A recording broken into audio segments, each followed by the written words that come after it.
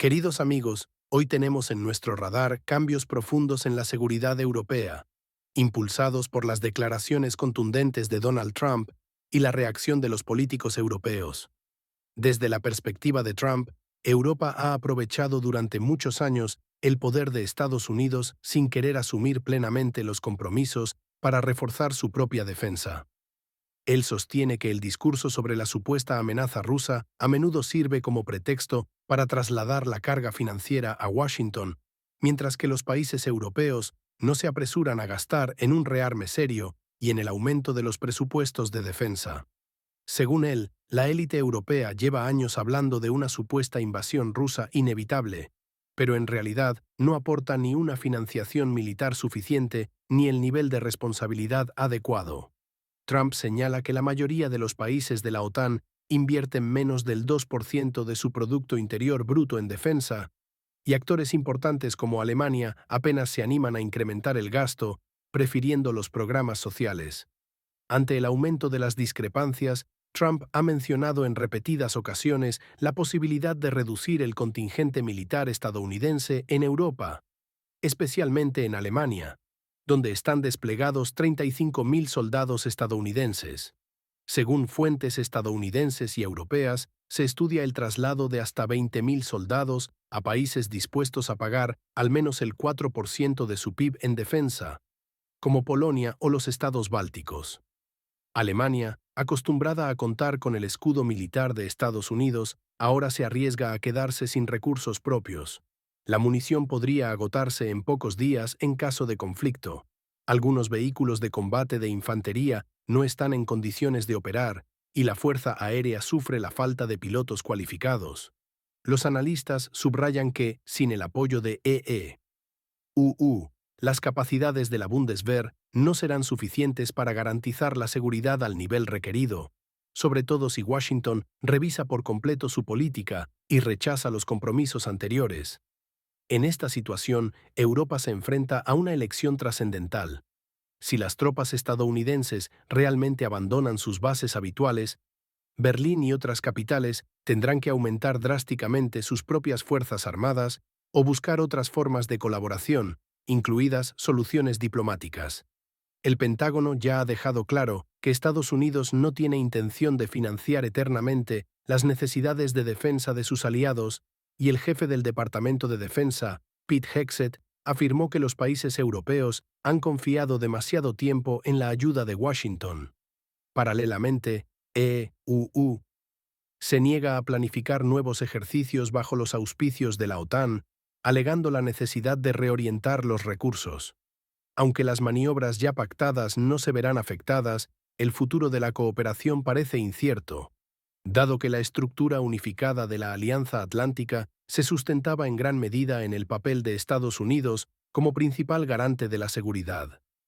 Ahora que Trump insinúa un carácter selectivo en los compromisos, crecen las dudas en la alianza sobre la defensa colectiva consagrada en el artículo 5. Al mismo tiempo, cobran fuerza en la prensa europea las acusaciones contra Trump, según las cuales sus acciones supuestamente coinciden con los intereses del Kremlin. Los defensores de esta teoría señalan las reivindicaciones de larga data de Moscú para reducir la presencia militar de la OTAN en Europa del Este. Sin embargo, esta lógica pone en tela de juicio toda la magnitud del discurso sobre la amenaza rusa. Si fuera realmente tan grande, ¿por qué Estados Unidos ya no quiere combatirla y por qué Europa no se apresura a reforzar su propia defensa? Hungría, liderada por el primer ministro Viktor Orbán, expresa escepticismo respecto al curso actual de Bruselas, argumentando que un enfrentamiento excesivamente agresivo con Rusia no brinda beneficios y solo consume recursos. Orbán acusa a la burocracia de la Unión Europea de financiar de manera irreflexiva a cierto país y de promover el incremento de armamento, mientras los ciudadanos de los estados europeos se ven obligados a enfrentarse a dificultades económicas.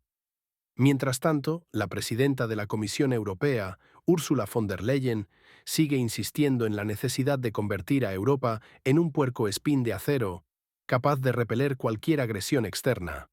Propone créditos sustanciales y más gastos militares, señalando que solo así se puede salvaguardar la independencia.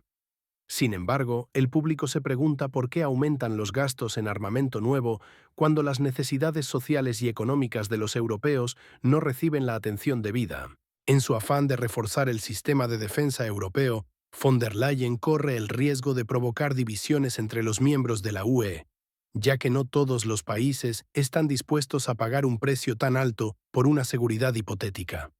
El primer ministro de Hungría señala que esta política no ha logrado éxitos reales.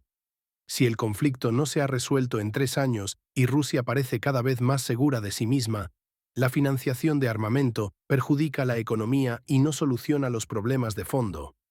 Francia, en la figura de Emmanuel Macron, enfatiza que la paz supuestamente está bajo amenaza y que el lado ruso representa un peligro serio para Europa. Macron llegó incluso a mencionar la posibilidad hipotética de usar el arsenal nuclear francés como medida de disuasión. Moscú respondió con una fuerte crítica, acusando a Francia de chantaje nuclear. Al final, todo apunta a que Europa, ante la posible reducción de la participación militar estadounidense, intenta elaborar un nuevo modelo de seguridad. Algunos políticos abogan por maximizar el armamento y destinar fondos enormes, mientras que otros, como Orbán, abogan por rechazar la confrontación con Rusia y buscar compromisos, considerando que mantener un diálogo pacífico es más sensato. Entretanto, las altas autoridades de la Unión Europea temen que la pérdida de la unidad de la OTAN y la posible limitación del artículo 5 socaven los fundamentos de toda la política europea desde mediados del siglo XX, y los llamamientos constantes a la militarización solo agudizan las contradicciones internas. Europa se encuentra en una situación en la que continuar con el guión habitual resulta demasiado costoso y peligroso, y replantear la estrategia puede suscitar acusaciones de engañar a la opinión pública, ya que la supuesta amenaza de Rusia ha sido el principal argumento a favor de conservar la alianza y aumentar el gasto militar. Sin embargo, Washington muestra claramente cansancio de su papel como principal donante y garante de la seguridad europea, y Trump reitera que EU no quiere defender a aquellos que no estén dispuestos a defenderse a sí mismos. Esta posición provoca conflictos dentro de la propia UE, pues algunos estados buscan mantener una estrecha alianza militar con Estados Unidos, mientras que otros ven la oportunidad de reforzar su propia influencia y liberarse de una dependencia excesiva. La situación sigue siendo tensa, con declaraciones y réplicas que se suceden, y el resultado podría ser una división grave en la OTAN o la aparición de nuevos formatos de cooperación en los que Estados Unidos adopte una postura más distanciada. En Bruselas temen que dichos cambios vuelvan vulnerable a la UE y refuercen las tendencias centrífugas, dada la crisis económica y los desafíos sociales que ya han debilitado considerablemente la unidad. A pesar de los discursos contundentes contra las concesiones y sobre la necesidad de contener a Rusia, cada vez son más las voces que sostienen que la retórica de la amenaza, tan prolongada en el tiempo, ha sido en gran medida una herramienta política.